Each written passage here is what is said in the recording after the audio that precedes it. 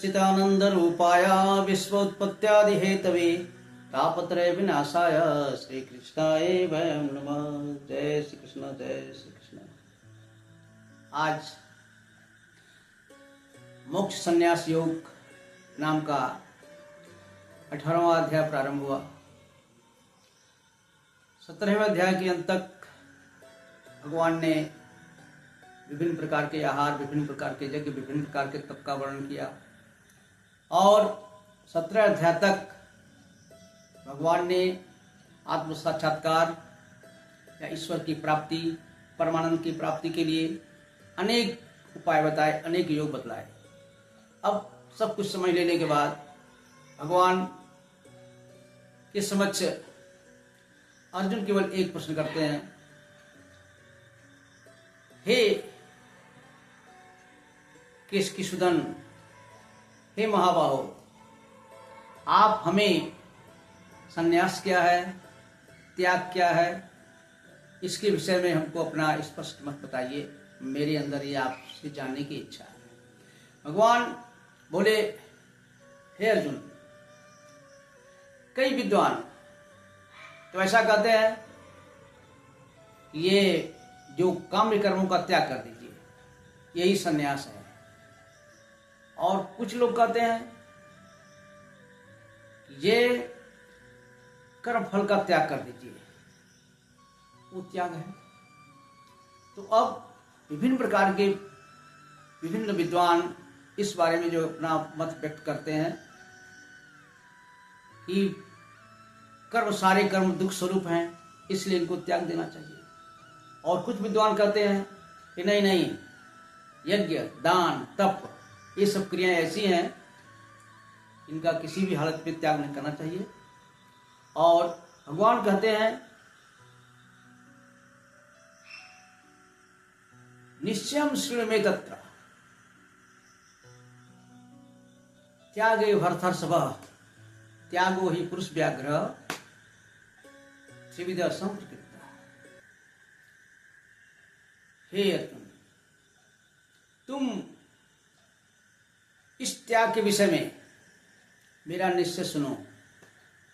हे पुरुषों में श्रेष्ठ, त्याग भी जो है 3 प्रकार का होता है और इस बारे में मुझसे सुनो। करना क्या है? यज्ञ तांग तपः कर्म न त्याज्यम कार्यमेव च। त्यागी सत्य समाविष्टो मेधावी छिन्न संशय। भगवान की स्पष्ट आज्ञा है कि यज्ञ, दान और तप, ये 3 चीजें कदापि भी त्याग नहीं करना चाहिए। और सत्य गुण में स्थित जो पुरुष है उसके अंदर कोई संशय नहीं, कोई शंका नहीं है और वो नितांत ही बुद्धिमान है, मेधावी है और उसी को त्यागी कहेंगे। अब करना क्या है? ये त्याग के बारे में भगवान अपना मनोबल बताते हैं कि हमें ईश्वर पूजा, देव पूजा, माता पिता की सेवा, ये तो करना है। उसके साथ साथ यज्ञ भी करना है, दान भी करना है, तप भी करना है। और उसमें है क्या? आप जब अपने को आत्म स्वरूप मान लिए, अपने को आत्मा मान लिए, तो अहंकार की एकदम से निवृत्ति हो गई। अहंकार करना नहीं है और इसमें फलाशक्ति का त्याग करके, वासना का त्याग करके करेंगे। क्यों? ये है कि कर्म हमको करना ही है। तो ऐसा जो होता है वही त्याग जो है होता है। अब कुछ लोग ऐसा होते हैं, बोल दिए ये सारे कर्म दुख स्वरूप है, इसलिए त्याग न करें। तो इस प्रकार का जो त्याग है वो तामसिक त्याग कहलाता है। अब अन्य जो अपने मन से विचार कर लिए कि सारे कर्म तो दुख स्वरूप हैं, इसलिए इनका त्याग कर दिए, तो अब ऐसा त्याग जो है राजस त्याग कहलाता है। लेकिन ध्यान दें कि इस प्रकार का राजस त्याग करने पर उसका जो फल होता है ना, उस त्यागी को मिलता नहीं है। जो कर्म फल का त्याग जो है, इसलिए मोक्ष की प्राप्ति, परमानंद की प्राप्ति, परम ब्रह्म परमात्मा की प्राप्ति उसको नहीं मिलता है। तो अब किसको मिलेगा? जो सभी कर्म करेगा,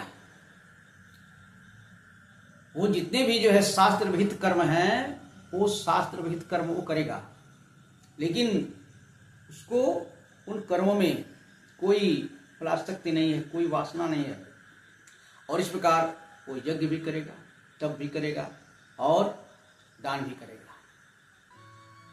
और इस प्रकार आगे भगवान क्या कहते हैं, वो इस प्रकार का व्यक्ति जो होता है, न द्वेष्टि अकुशलम कर्म कुशले नानुसचते त्यागी सत्य समाविष्टो मेधावी छिन्न संशय। इस प्रकार वो व्यक्ति जो है वो अकुशल कर्मों से द्वेष नहीं करता है और कुशल कर्मों से कोई आसक्ति नहीं है। अब अकुशल कर्म क्या? जो भी जो है बांधने वाले, जीवात्मा को बांधने वाले तत्व हैं, ऐसे कार्य, तो वो छोड़ा अपनी स्वेच्छा से, उनका त्याग किया अपनी स्वेच्छा से। और जो अच्छे कर्म है उसमें भी उसकी कोई प्रेम नहीं है, उसकी आसक्ति नहीं। क्यों? वो अहंकार रहित हो गया है, अज्ञान रहित हो गया है, मोह रहित हो गया है। वो आत्मस्वरूप होकर के ही जो है इस सारे चीजों का त्याग कर दिया, इसलिए वह परम पद को पाने का योग्य है। क्योंकि मेरा मानना है कि कोई भी शरीरधारी व्यक्ति स्वरूप से किसी भी कर्मों का त्याग नहीं कर सकता है, इसलिए कर्म करना चाहिए। निषिद्ध कर्मों का त्याग, ये त्याग तो ठीक है, लेकिन जो काम्य कर्म है और जो यज्ञ, दान, तप और भी बहुत सारे जितने सारे ये धार्मिक अच्छे कार्य हैं उनको करना है, लेकिन उसमें आपको फल आसक्ति का त्याग कर देना है। वो इतना आत्मस्वरूप हो गया कि उसके शरीर के अंदर कोई अहंकार नहीं है, वो अपने को कोई कर्ता मानता नहीं है। ये मानता है कि सारे जो है बस हो रहे हैं उन्हीं परमात्मा की कृपा से, मैं क्या करता हूँ, मैं तो कुछ नहीं करता हूँ। और आज के लिए इतना ही, पुनः मिलते हैं। जय श्री कृष्ण, जय श्री कृष्ण।